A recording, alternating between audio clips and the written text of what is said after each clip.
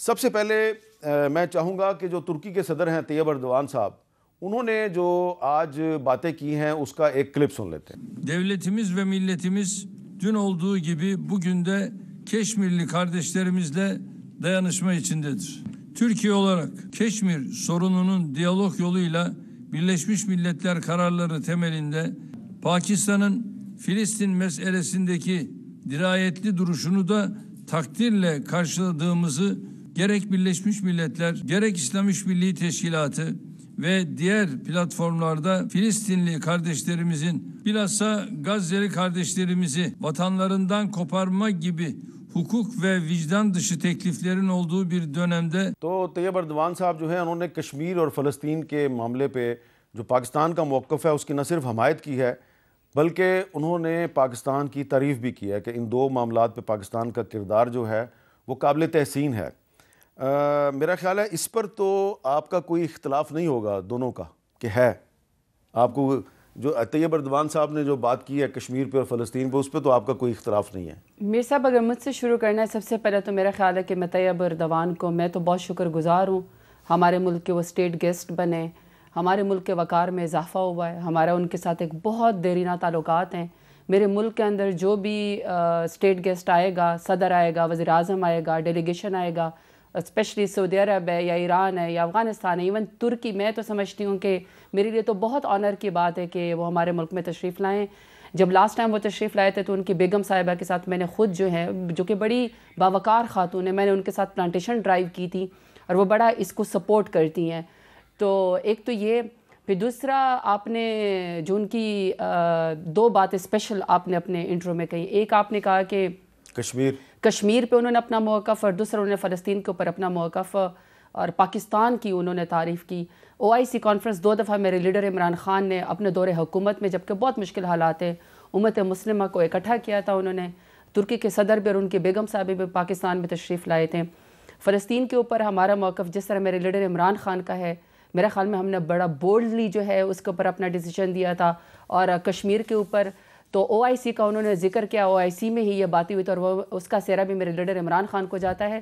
اور یہ جو آپ نے انٹرنیشنل معاملات پہ کہا کہ پاکستان ان کے شکر گزار ہے کہ انہوں نے یہ بات کی، پاکستانیوں کے امت مسلمہ کے دل جیت لی ہیں.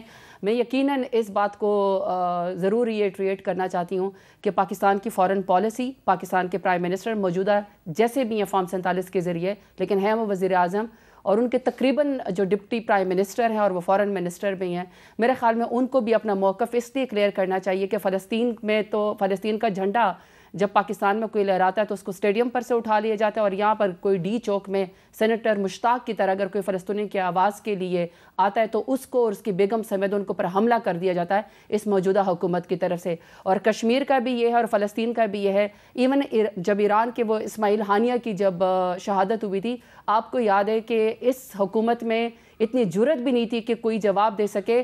قرارداد انہوں نے ہم سے پارلیمنٹ کے ذریعے جو ہے وہ منظور کرائی تھی، جس میں پاکستان تحریک انصاف جو ہے وہ سرفہرست تھی.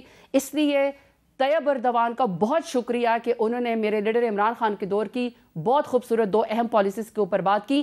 میری خواہش ہے کہ موجودہ جو وزیر اعظم ہے وہ بھی کوئی کانکریٹ کوئی جو ہے وہ بات کریں، فارن پالیسی میں کشمیر کا ذکر ضرور کریں اور فلسطین کا ذکر ضرور کریں، کیونکہ ظاہری بات ہے وہ ہمارے دل کے قریب ہیں. ہم اپنے مسلمانوں کے ساتھ کوئی زیادتی نہیں ہونے دیں گے. جی طلال چوہدری صاحب. بسم اللہ الرحمن الرحیم.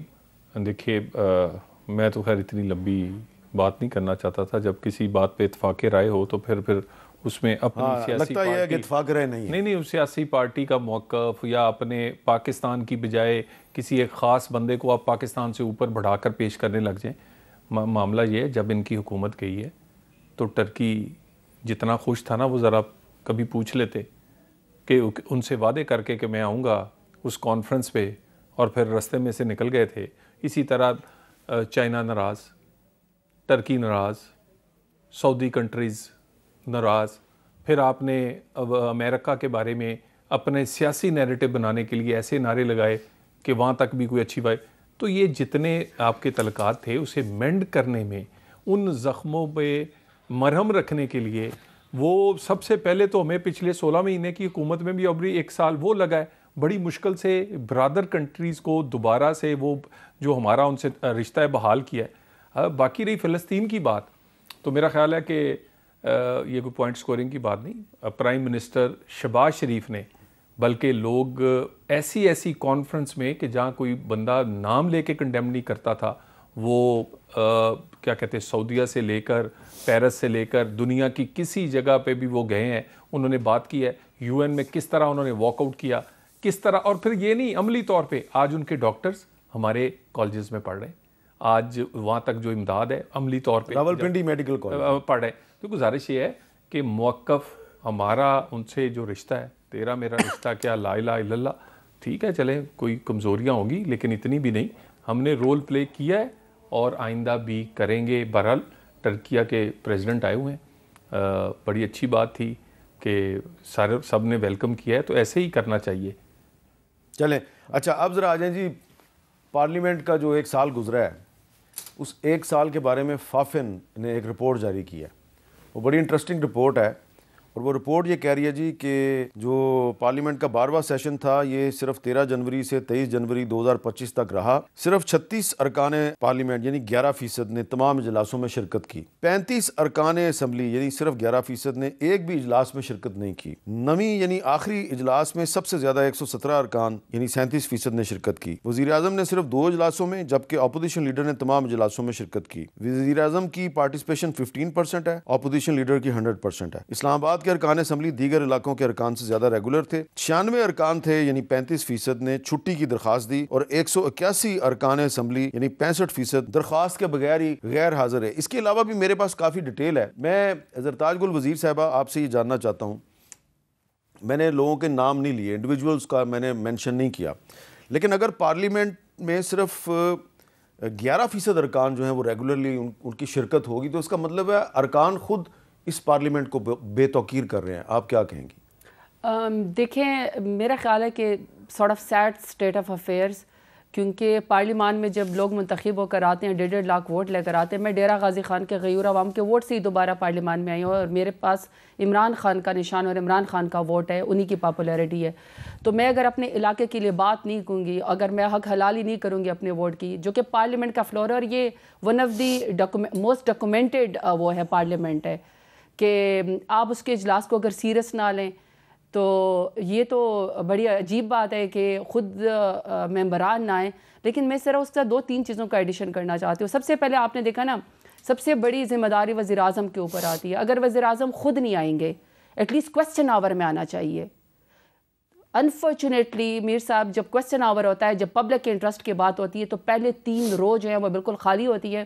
اسپیکر صاحب کو وارننگ دینی پڑتی ہے کہ نہ سیکرٹریز ہوتے ہیں, نہ وزیر ہوتے ہیں, نہ مشیر ہوتے ہیں, نہ آپ کے پارلیمانی سیکرٹریز ہوتے ہیں, نہ وزیر اعظم ہوتے ہیں, کوئی سیریس نہیں لیتا.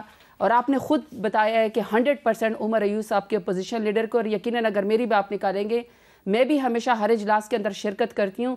اگر کہیں پر غلطی سے کہیں ایک دن میں نہ آئی ہوں, اس کی وجہ یہ ہوگی کہ میں آپ کے بھی کوئی 5-6 MNAs ایسے ہیں جو بہت کم آتے ہیں.